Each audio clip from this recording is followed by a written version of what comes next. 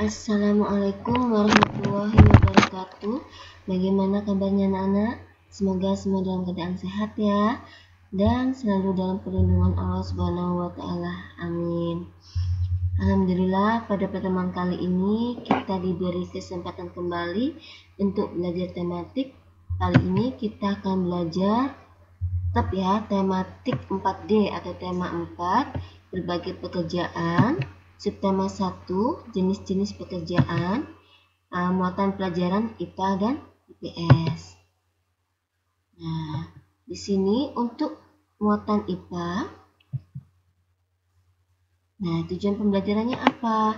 Yang pertama, menjelaskan contoh kegiatan menjaga kelestarian sumber daya alam, itu pada pembelajaran pertama.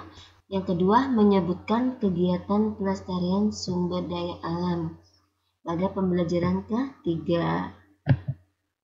Nah, kita ke subtema 1 ya, pembelajaran pertama IPA. Nah, pentingnya keseimbangan alam dan kelestarian sumber daya alam. Menjaga keseimbangan alam dan kelestarian sumber daya alam itu perlu dilakukan. Ya, sangat perlu dilakukan agar apa? Agar tidak merugikan manusia maupun makhluk hidup lainnya. Ya. Nah, usaha apa sih yang dapat kita lakukan untuk melestarikan sumber daya alam? Yang pertama, penanaman kembali hutan yang gundul atau reboisasi. Yang kedua, membuat tambak ikan dan udang di aliran sungai. Yang ketiga, meningkatkan penggunaan sumber daya alam yang tidak terbatas ya, bukan sumber daya alam yang tidak dapat diperbarui, tapi sumber daya alam yang dapat diperbarui, contohnya matahari, angin, ya, air, dan masih banyak lainnya. Nah, ini adalah salah satu akibat terganggunya keseimbangan alam di pantai. Ya, nih terjadi abrasi, gelombang laut yang terus-menerus menerjang tebing tanah. Ini kan laut. Jika gelombang laut tersebut terus-menerus menerjang tebing tanah, maka akan mengikis tebing tersebut. Nah, tebingnya akan semakin habis ya, dikikis tuh, semakin kayak longsor gitu ya tebingnya ya. Ini namanya abrasi, pengikisan tanah pada tebing ya, abrasi. Nah, tujuannya apa? Biar kita tidak terjadi abrasi lagi. Apa yang perlu kita lakukan? Maka untuk menjaga kelestarian alam tersebut atau keseimbangan alam di pantai tersebut, maka kita akan menanam pohon bakau ya. Menjaga kelestarian pohon bakau itu dapat menjaga keseimbangan alam di daerah pesisir pantai. Alasannya apa? Karena pohon bakau itu berfungsi sebagai habitat makhluk hidup dan menahan gelombang air laut ya, agar tidak terjadi abrasi tadi. Maka kita harus menanam pohon bakau di pantai biar tidak terjadi abrasi. Nah, selanjutnya pembelajaran ketiga tentang kegiatan menjaga keseimbangan dan kelestarian sumber daya alam. Nah, sumber daya alam yang di sungai, apa sih penyebab pencemaran di sungai itu?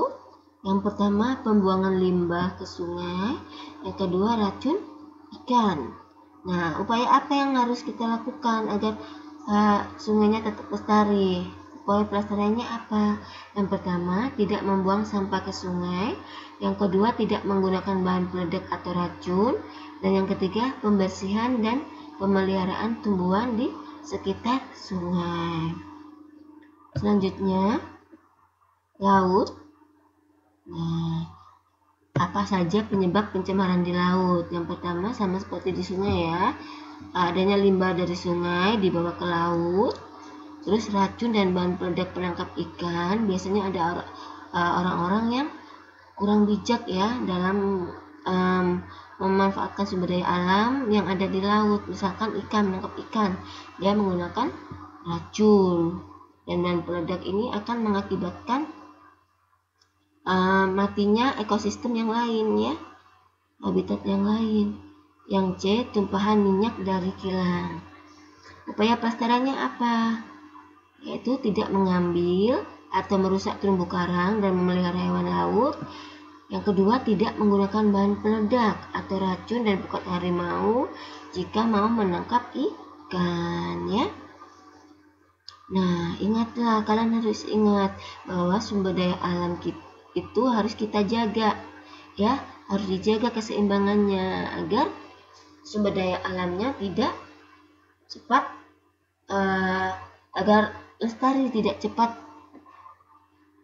habis ya, sumber daya alam tidak cepat habis, agar tetap lestari maka harus kita jaga keseimbangannya. Sekarang pelajaran IPS. Tujuan pembelajarannya yang pertama, menjelaskan jenis-jenis pekerjaan sesuai dengan keadaan alam, itu PB1, pembelajaran pertama. Yang kedua, mencari informasi tentang kegiatan ekonomi dan berbagai pekerjaan di lingkungan sekitar. Pada pembelajaran ke-5. Pada pembelajaran pertama, jenis pekerjaan yang sesuai tempat tinggal masyarakat. Nah, di sini mungkin di tema sebelumnya sudah boleh kita jelaskan ya, bahwa jenis pekerjaan di dataran tinggi itu ada berkebun teh, adanya objek wisata ya, dan masih banyak lainnya. Sedangkan jenis pekerjaan di dataran rendah itu bertani padi, beternak ya, karyawan kantor ya, dan masih banyak lainnya juga. Sedangkan jenis pekerjaan di daerah pantai yaitu mencari ikan, garam, petani garam, dan masih banyak lainnya. Ini sudah Bu Lita jelaskan ya, Bu Lita hanya mengingatkan kembali. Nah, di sini manusia itu memanfaatkan sumber daya alam untuk memenuhi kebutuhannya. Ya, kegiatan pemanfaatan sumber daya alam ini dapat disebut sebagai mata pencarian atau pekerjaan. Sebagian besar mata pencarian di daerah pantai itu adalah sebagai nelayan, dan juga ini bisa ya, pohon kelapa ini bisa dimanfaatkan untuk sebagai mata pencarian, bisa dimanfaatkan ya. Pemanfaatan sumber daya alam pohon kelapa ini bisa digunakan sebagai mata pencarian atau pekerjaan, karena pohon kelapa ini dijuluki sebagai pohon kehidupan. Pohon kehidupan itu apa maksudnya? Pohon yang setiap bagian pohonnya itu memiliki banyak manfaat bagi manusia. Jadi manfaatnya tidak bersisa dari pohon kelapa. Jadi semua bagian tubuh di pohon kelapa ini bisa dimanfaatkan oleh manusia. Ya, contohnya apa nih? Daun kelapa. Daun kelapa digunakan untuk kerajinan anyaman atau ketupat. Daunnya, sedangkan pelepahnya, ini pelepahnya ya ini. Nah, itu digunakan untuk sapu lidi, bisa dijual dan menghasilkan uang ya. Yang ketiga, air buah kelapa bisa menjadi minuman segar ya, dan yang kaya manfaat bagi kesehatan. Daging buah kelapa bisa diolah menjadi santan atau disajikan sebagai pelengkap minuman segar ya. Sabut kelapa digunakan sebagai bahan bakar dan juga kerajinan tangan. Tempurung kelapa nih, tempurung kelapa bisa digunakan untuk kerajinan tangan atau membuat celengan, bisa ya.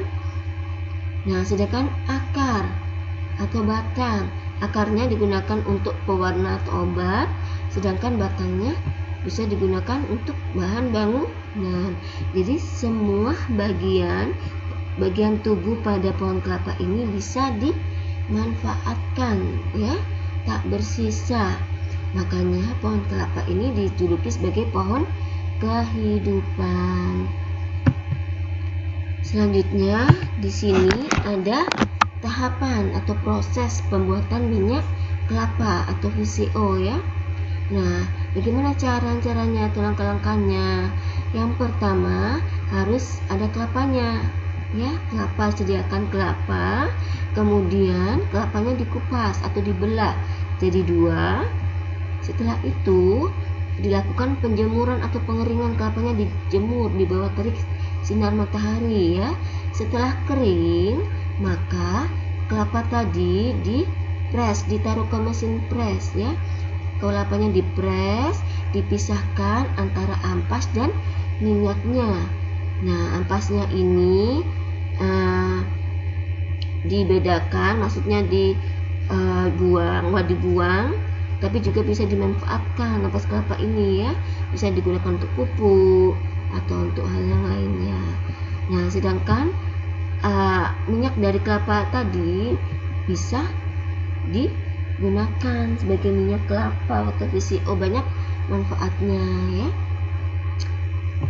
Nah, jadi tahapan pembuatan minyak kelapa, yang pertama sediakan kelapa, yang kedua pengupasan, yang ketiga penjemuran atau pengeringan, yang keempat pengeprasan kelapa, yang kelima sudah jadi minyak kelapanya. Nah, sekarang tentang pengaruh kegiatan ekonomi terhadap kesejahteraan masyarakat. Di buku kalian buka halaman 25. Di situ sudah ada ya, apa sih arti kegiatan ekonomi itu? Kegiatan ekonomi adalah kegiatan yang dilakukan manusia untuk memenuhi kebutuhan hidupnya. Ada ya pada halaman 28 bagian atas, kalian baca dan kalian garis bawahi. Gurita ulangi lagi, kegiatan ekonomi adalah kegiatan manusia untuk memenuhi kebutuhan hidupnya ya. Kegiatan yang dilakukan manusia untuk memenuhi kebutuhan hidupnya. Jadi kegiatan ekonomi itu ada dibagi 3 kegiatan pokok ya. Yang pertama kegiatan produksi, yang kedua distribusi, yang ketiga konsumsi. Nah, orang yang melakukan kegiatan produksi dinamakan produsen. Sedangkan orang yang melakukan kegiatan distribusi dinamakan distributor. Orang yang melakukan kegiatan konsumsi namanya konsumen.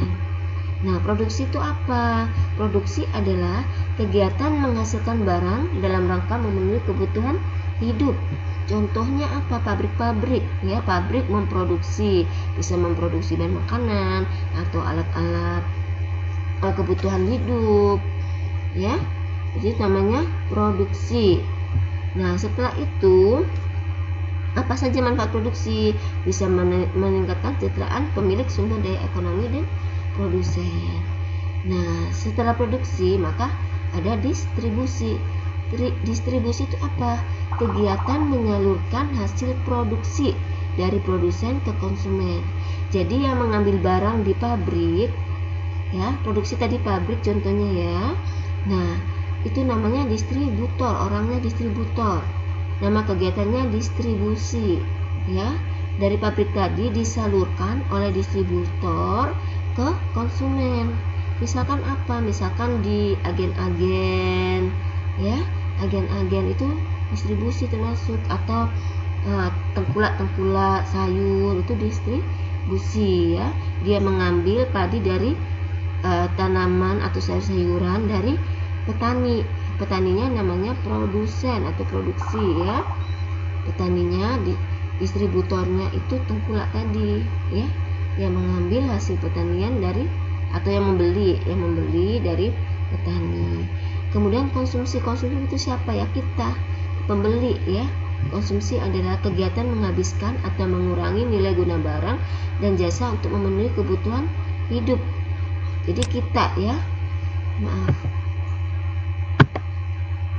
jadi konsumsi atau nama orang yang mengkonsumsi itu konsumen. Konsumennya itu adalah pembeli atau kita ya. Selanjutnya kegiatan ekonomi, pembelajaran kelima ya, kegiatan ekonomi dan pekerjaan yang terkait ya. Bahwa kegiatan ekonomi itu ada di daerah perkotaan dan juga di pedesaan ya. Apa saja sih kegiatan ekonomi yang terjadi di perkotaan? Nah, banyak. Bisa perkantoran, mall, pertokoan. Jenis pekerjaannya apa? Karyawan kantor, satpam, penjaga toko, pemilik toko. Sedangkan di pedesaan apa? Pertanian, perkebunan, dan peternakan. Jenis pekerjaannya apa? Petani, pemilik lahan, distributor pertanian, peternakan, dan penjual pakan ternak, ya. Ini adalah contoh pegawai kantor, ya. Mungkin cukup sekian penjelasan dari Bu Lita, kurang lebihnya Bu Lita mohon maaf. Alhamdulillah, jazakumullahu khairan katsir. Barakallahu fikum. Wassalamualaikum warahmatullahi wabarakatuh.